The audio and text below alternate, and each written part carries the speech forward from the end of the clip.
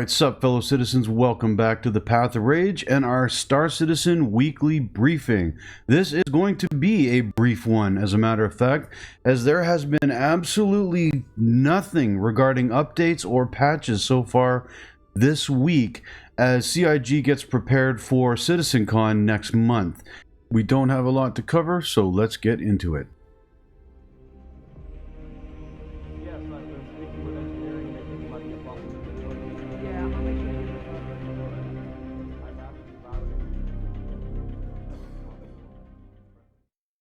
First up is This Week in Star Citizen, telling us what's coming up for the week.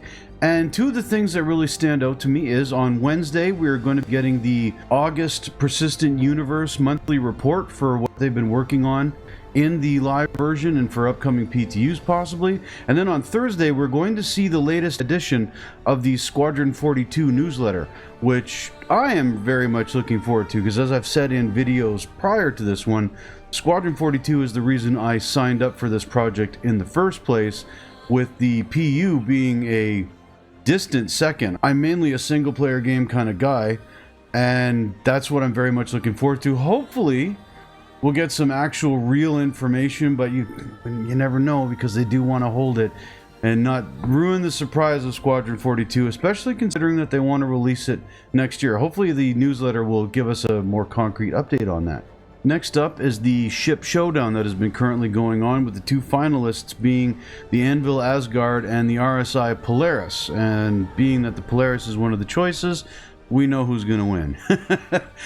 One of the cool things is that this has also been a free fly for this past week, and CIG did some maintenance that took all the servers offline for a few hours in order to prepare the back end, I guess, for the influx of people that come in with a free fly.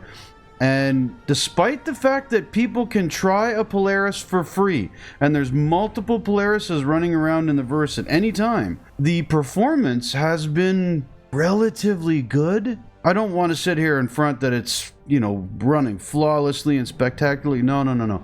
If you get into an area with a bunch of Polarises, you're going to watch your frame rate drop to the ground. But it's not as bad as previous free flies have been. I've only experienced one server error, no crashes, and believe it or not, even during this free fly, the elevators have been very much improved, having a higher frequency of actually working for me. And there is a workaround if you do get to an elevator, be it your personal hangar or the ones out at the outposts, or anywhere for that matter, where the elevator won't go up or down. The freight elevator, you can Alt F4 out of the game, load back in right away. It will drop you in the same spot as if you'd crashed, but the elevator will work after that. I've almost finished, with the limited playtime that I've had this past week, I've almost finished the Hurston resource drive because of this, now that the elevators are working. Unfortunately, the free fly ends today as you're watching this video. So I would normally suggest that you guys download it and give it a try, but now you're going to have to wait for the next one. Unless you've already got it installed and you want to jump in for this last little bit, check it out, get a good idea, and try some of these big ships like the Polaris, the Vulture, the Anvil Asgard. There's quite a few of them, the Raft. They're all usable in-game. It's worth checking out if you've already got the game installed and you only jump in for free flies. Yeah, well, go ahead for it. If you do want to try it out, download it, give it a go, but do be aware it ends today. Next, we have the roadmap roundup, and just a few changes to this, but some important ones.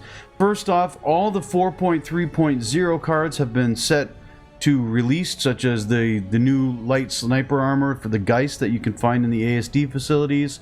A couple new hairstyles, the dynamic snow and ladder improvements. We've talked about these before. These are all now released. The flight tuning changes for light fighters have also been done, and they changed SCM, nav speeds, acceleration, and angular speeds and so forth. That has also been released. But then moving on to the 4.3.1 release notes, we now have the addition of both the RSI Apollo Triage and the RSI Apollo Medevac, the two new medical ships that are coming to the game. The Medevac one is more geared towards combat. It has better armor and dual missile racks for when you deploy it on intense battlefields, but those have both been set to tentative. John Crew in the recent Star Citizen Live said that these ships and all their modules will be releasing with 4.3.1.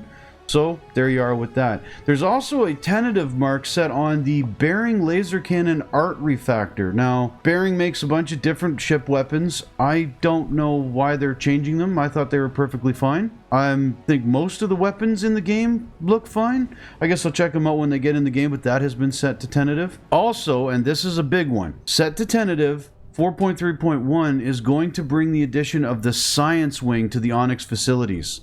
So when you get those missions from Ark and Maller, you will have a new wing to go through. And from what we're understanding, this is going to focus more on puzzle solving than platforming or fighting AI. And the darkest revelations await at the deepest point of the science labs. We'll get to check all that out. I've been enjoying the Onyx facilities when I've tried them. I've been focusing on the resource drive while I've had access to the Asgard. But as soon as the free fly ends, I'm going back to these Onyx facilities to check them out because I truly enjoy this. Sometimes you get into PvP, sometimes you don't. Other times you get PvE with a stranger coming along with you. This has been set to tentative to get these into the patch, but I can't see them not putting them in, barring anything drastic, so hopefully we have that to look forward to. There is also AI FPS turrets. So those of you who have ever done the outpost missions, you know when you go there and you've got to clear out the enemies or whatnot, you'll walk by the Gatling turrets just sitting around for base defense that nobody ever uses. Well, now the AI is going to start using them against us to give us more PvE challenges. I'm looking forward to that. PvP or PvE with the AI has been improving drastically since server meshing went in, so I'm looking forward to seeing this. And the other thing that has been set to tentative now is also the mission pickup on location, where missions will be discovered when you approach or enter a designated area, and these will be added to your journals when you enter these areas. This, like I said, this has been set to tentative as well. And finally, we've got a couple of dev posts on the Spectrum forums clearing up a couple of matters. One that I'm happy to see, and one that I think is kind of a step back from the way things should be. The first up is regarding the Geist light armor that you can find in the ASD facilities. Niku from CIG posted up that this is not account bound, but you'll keep it up across updates unless there's a full wipe required. So you have to go in multiple times to these facilities and hope that you get the random drop you want in one of the many armor chests that are lying around, and after that it's yours. But unlike account bound items, if you've gone through some of the other, like the Vandal mask, there used to be an event that you could get that, or the Halloween mask. Those are account bound. You keep them regardless of the wipes. This Geist light armor is not account bound. And I don't know, I think that kind of takes away from the reason to go for it in the first place. Now granted, it says unless it's a full wipe, and we don't have a lot of those anymore, but they do still happen. So like I said, I think that this is kind of a step back to the way it should be, but hopefully they'll change that. I don't see it, but we can cross our fingers. And the other update that Niku made was regarding something you guys saw in one of my last gameplay videos, where I went to the outpost and there were a ton of NPCs just spawning like crazy and pouring out of that outpost. And people have been asking questions about this because they're noticing it at the Worm site in Pyro, the OLP sites for the Hathor facilities, the Onyx facilities are getting this. Like, AI is respawning, and not only just respawning, also spawning far more than it should at a time, NPCs to come and take you out. People are talking about the fact that they're going in with fully armed groups and having to leave before ever finishing a mission, especially in the facilities and the Pyro ASD facilities, because the AI just, even with them looting the AI bodies for ammo, they just run out of ammo and they have too many injuries that have to be treated with the med bed, so they end up leaving because the AI just keeps coming. Nico posted up that they are investigating this issue and they're working on a hot fix that'll go directly to the live servers.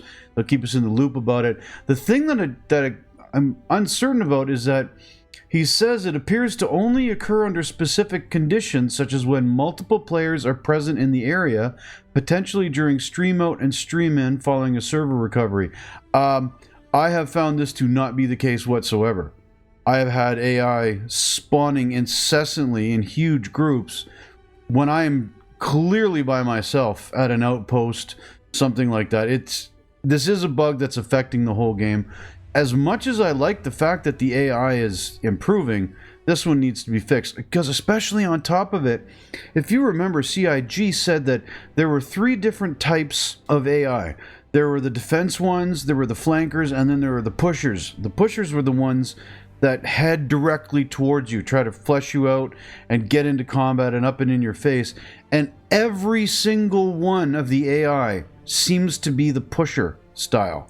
They might flank around the box you happen to be behind because they need to get a line of sight, but they're all pushing forward. Nobody's hiding in the back, taking cover. You don't see them ever looking for cover that I've noticed, or successfully looking for cover. So I think there's a bit more going on in the background that needs to be looked at than just this one specific thing. But they are looking into it. Hopefully they'll find out the cause for that and get it taken care of, because when it happens, wow, it can be a lot of fun, don't get me wrong, but you will get overwhelmed unless you end up running like a scared chicken. And that is going to wrap it up for today's news. There has been really nothing going on this week. No real patches. There was a Vulcan test patch for a couple hours that they dropped again, a second one. I didn't even know about it until it was over. They just kind of shadow dropped it and said, here, for anyone who's online, check this out. From what I hear, it was pretty much the same as the last one. So we'll have to see for more updates on that. But otherwise, the week has been quiet. CIG is clearly keeping things a little bit under the cuff right now because CitizenCon is coming up in a month or so. And they're holding back their cards, which I can understand. They're going to have a massive info dump coming our way very, very shortly. In any case, folks, I hope that you found this shorter episode informative. If you did, give me a thumbs up. Give me a thumbs down if you didn't. Subscribe if you're new and want to see more. And until next time, I've been Rage at Games, and I'll see you in the verse. Bye-bye.